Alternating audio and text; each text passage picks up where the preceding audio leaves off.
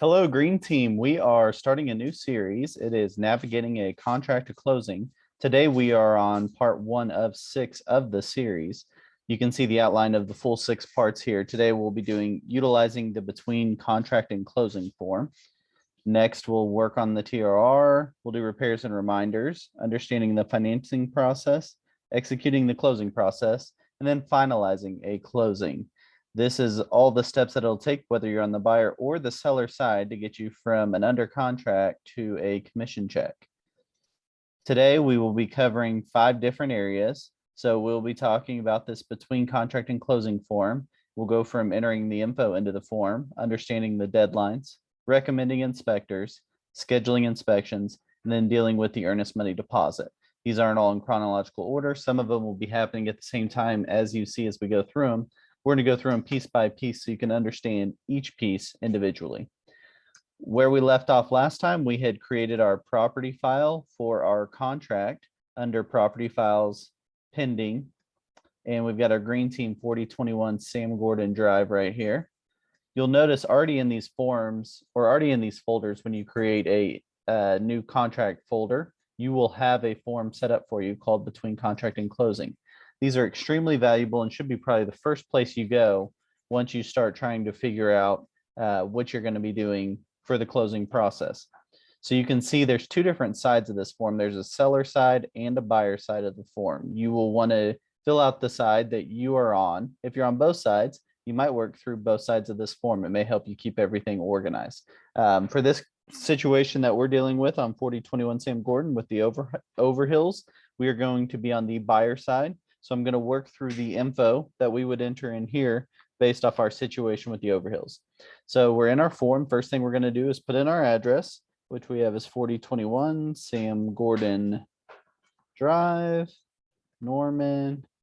And I like to put my zip code just in case I need to reference it for something during when I'm ordering inspections or something like that. So I'm going to put it in there, something like that. I'm going to put in my buyer's names as Jack and Jill Overhill. I'm the buyer's agent, so I can put my name or I could just put me because this is my form, doesn't really matter. You get to pick. I need my square footage and year built. So my square footage, if I go back to the MLS, is 2650. My year built is 2002. So I'm going to put in 2650 and 2002. These numbers are really important because when you're calling into inspectors, especially home inspectors and termite inspectors, they're going to ask you the size of the house and the year built in the house. To have this info already on this form while you're calling and scheduling those inspections saves a step and makes you maybe not have to call them back because you have to go look up the info. It makes you a little more prepared. The other thing we're going to want to put on here is our contract date, which we're going to put as what are we going to put? Let's put 7/25/21. And this would be the date that the last signatures were on the contract. I'm just picking a date so we can work from something for now. But that's what those are built from. We're going to talk in the next video about how to determine this deadline. So I'm going to skip it for now. And then I'm going to go ahead and put in my closing date, which we have in the contract as 9/3/21. Next step is I need a title company. Now, the way you're going to decide on a title company is working through with the buyer and seller side, asking the other realtor if there's a title company they would prefer to close at. Maybe your buyer closes a lot of houses, maybe they have one, but most of this time this gets determined just between the 2 realtors, whatever's most convenient based off the location of the property. For this property, we're going to close it at Chicago Title Norman. So I'm going to put in here Chicago Title Norman. And we're going to close it with Mitzi Ferris. This is important because this is who I sent all my info to. And then I'm going to work through put down my lender on this deal, which I don't think we've necessarily talked about, but if we have, my mistake, but I'm going to make one up for now. And I'm going to put Gateway Mortgage and Chris Doak. Then I'm going to put in the listing agent so I can pull that off the MLS. For this one, we have Stormy Goodspeed from Aria Real Estate. So I'm going to put that in my form. Stormy Goodspeed, Aria Real Estate. These forms become super valuable as you're dealing with multiple transactions at the same time. When you get further into your real estate career, you'll be able to reference this info from different contracts at the same time and keep stuff organized. Next thing we want is our earnest money, which we know we're holding at Weichert Realtors Centennial for this one. You can also put WRC because it's just for you and you know what WRC means. And we know it's $8,000. Later on, we'll hopefully get an insurance agent. We'll also set up a home inspector and termite inspector. We may also set up multiple other inspectors, but this form is kind of for a default of each inspector. Okay, so that's setting up your info for your between contract and closing. The next thing we need to kind of figure out are deadlines associated with this contract, specifically our inspection deadline. We got a house under contract. One of the first things a new home buyer is going to ask you is, how long do we have for inspections? Well, this is something we need to be able to answer, and that's kind of our job. So I'm going to go into transaction desk real quick. I'm going to find this transaction. I'm going to find our offer. This is the unsigned version, but I'm just using this for the tutorial purposes. So if you go into any contract, you'll notice that there is a specific clause associated with your inspections time period, and it will point back to what is the time reference date. So paragraph 7, investigations, inspections, and reviews. Buyer shall have 10 days if left blank after the time reference date to complete any investigations, inspections, and reviews. So this is our inspection period. We've got 10 days by default to work from the time reference date. Well, what's the time reference date? We need to figure that out next. So the time reference date is listed up here. Sorry, I just missed it. Time reference dates listed here in paragraph 5. Time periods for investigations, inspection, and reviews and financing supplement shall commence on, and this is the time reference date, regardless of the date the contract is signed. So this is if we put a date in here, which I would not recommend unless you have a specific reason for doing that. This says the day after the time reference date shall be counted as day 1. Here's the important part that we use by default. If left blank, the time reference date shall be the 3rd day after the last day of signatures of the parties. So the time reference date is the 3rd day after the last day of signatures of the parties. So if we go back to our between contract closing, 7/25 was our date of signatures. If I go to my calendar, I can count along with you. This is our date of signatures. This is the 1st day. This is the 2nd day. This is the 3rd day after the last day of signatures. This is our time reference date, which would be July 28th. But what we need to read into, the day after the time reference date shall be counted as day 1. So from this day, sorry, go back to my calendar. From the 28th, we have 10 days for our inspections based off default. So we've got 1, 2, this is day 1, day 2, day 3, day 4, day 5, day 6, day 7, day 8, day 9, day 10. So we've got till August 7th for our inspection deadline. So we're going to go over here to our between contract closing. I've got August 7th entered in. Now there's no confusion. I know exactly how long I have for the inspections, and I can communicate that to my buyers. This is a really important deadline that a lot of realtors kind of guess and are a little bit cloudy on exactly how it works. But if you have a hard and fast deadline to work from, you can make sure that your buyers are staying within contract and are protected by their inspection period protections. The other thing that we'll want to look up is the deadline associated with the earnest money getting deposited. We can also look at this in the contract. So let me go back to my first page where we've got the earnest money section. Within 3 days of the execution of this contract, buyer must deliver blank as earnest money, which shall be deposited in the trust account of the listing brokers if left blank as partial payments of the purchase price and or closing costs. So within 3 days of the execution of the contract. Now here's the caveat if you're wondering if it's business days or not. If the last day to deliver the earnest money falls on a Saturday, Sunday, or legal holiday, the time to deliver the earnest money is extended until the end of the next day that is not a Saturday, Sunday, or legal holiday. So that's it. So it's always 3 days, exactly 3 days, not 3 business days. The only time that there's a difference is if that 3rd day is on a Saturday, Sunday, or legal holiday, it falls on the next day. So that's our earnest money deadline that we need to be able to communicate to our buyers. So if you have your time reference date, your earnest money date, and your inspection date, You know most of your deadlines. The only other deadline that you really need to focus on is what would be your financing deadline. So I'm going to go back real quick to my financing addendum. And I think we're dealing with a conventional loan in this situation. Let's look at the conventional loan. So within 5 days following the time reference date, buyer shall either make application for the described loan, including paying initial fees, ordering an appraisal, or give notice that the loan terms are unacceptable. So your buyer has 5 days following that time reference date, which, remember, day one is the day after the third day after the last signature. So you can work from both of those dates.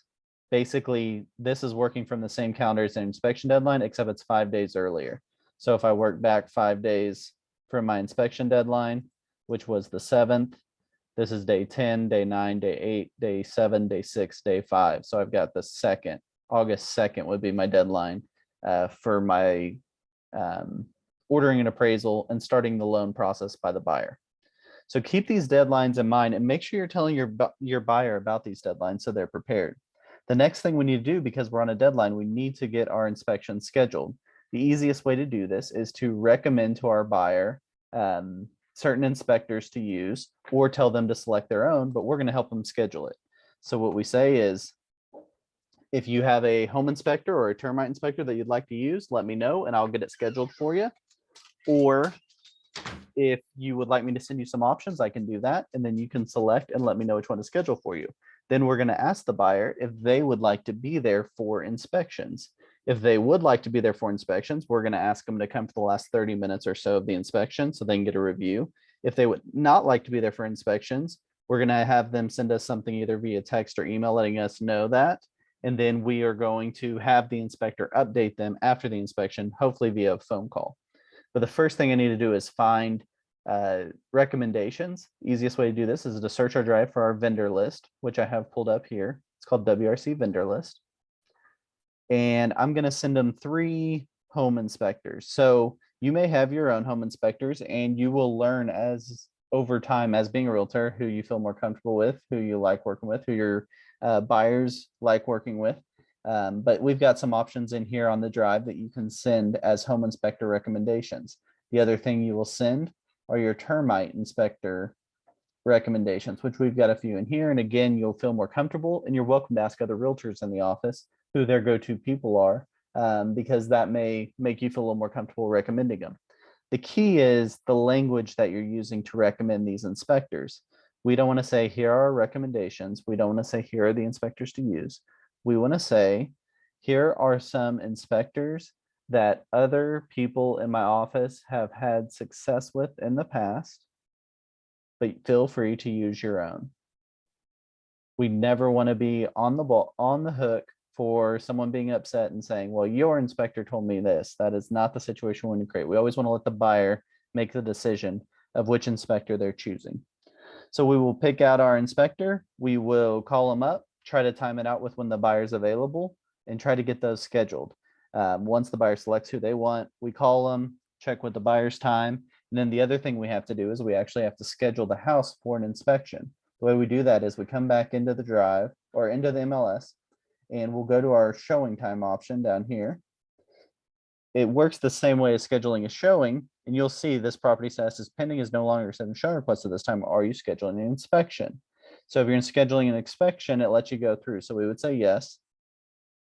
And then we would go ahead and schedule just like we would a showing, but we're actually scheduling an inspection this time. The inspection going through showing time allows the other realtor to approve it just like they would a showing. Everyone's on the same page, and we have a recording that's been requested. So that is how you pick out your inspector. That is how you send recommendations for your buyers to pick out an inspector, time out the inspections, and then schedule the inspection. Then you're going to go to the inspection. The next thing we're going to talk about, though, is that earnest money deposit. We're kind of dealing with all the stuff that has to happen right away when you get something under contract.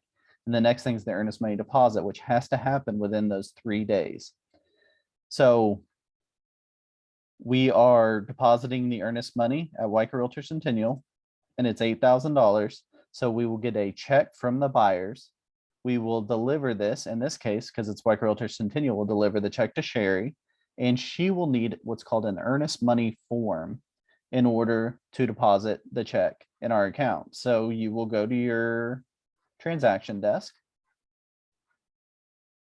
You will get the form called the earnest money form.